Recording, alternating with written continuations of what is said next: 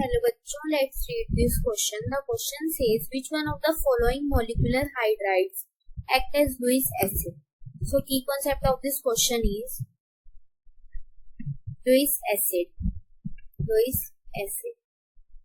अब हमें ये पता है कि जो हमारे लुइस एसिड होते हैं वो कौन सी स्पीशीज होती है? स्पीशीज that can accept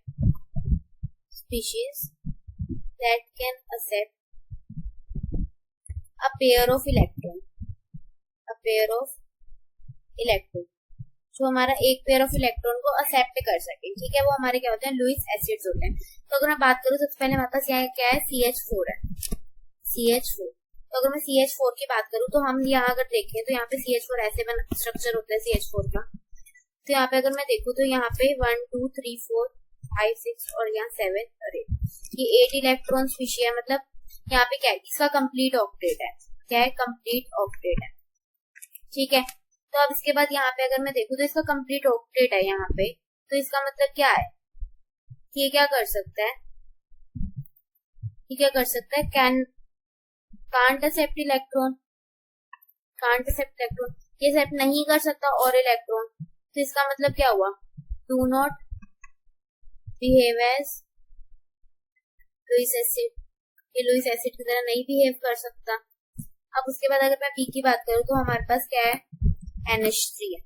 तो NH3 का अगर मैं बात करूं तो NH3 का क्या सोचता है? लोन पेयर H और H.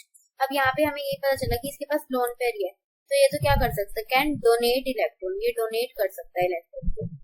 क्या है? Can donate electron. ये डोनेट कर सकता है electron but can't accept electron. Electron को एक्सेप्ट तो कर ही नहीं सकता. तो इसका मतलब क्या हुआ? ये भी नहीं करेगा. Do not behave as Lewis acid. ये भी क्या करेगा? ये भी बिहेव नहीं कर सकता लुइस एसिड की तरह.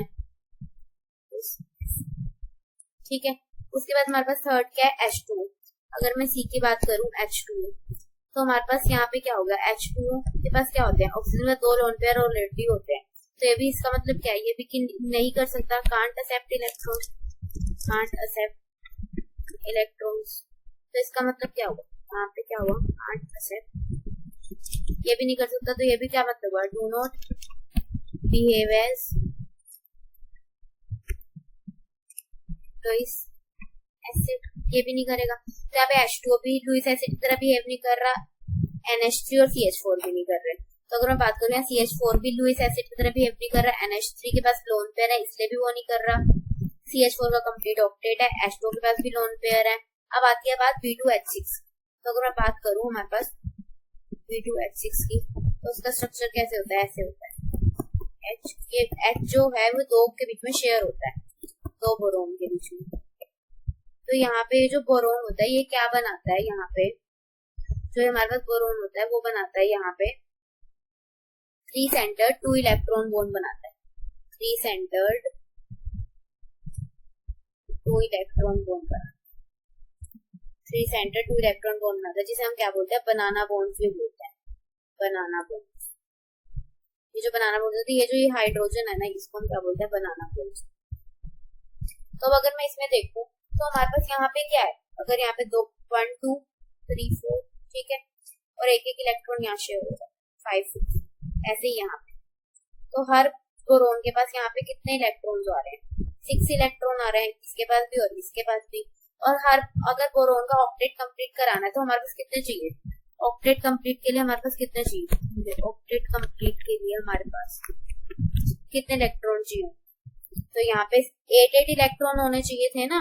मतलब यहाँ पे एक और इलेक्ट्रॉन अगर पूरा कंप्लीट होता तो यहाँ पे क्या होता है? ऑक्टेट कंप्लीट होना चाहिए था इसका. Do not have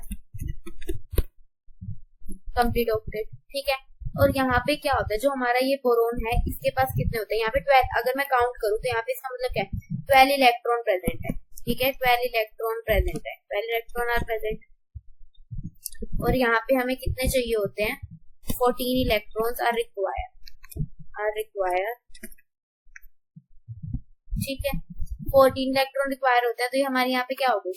electron deficient species हो गई. Electron deficient species. तो इसका मतलब क्या हुआ?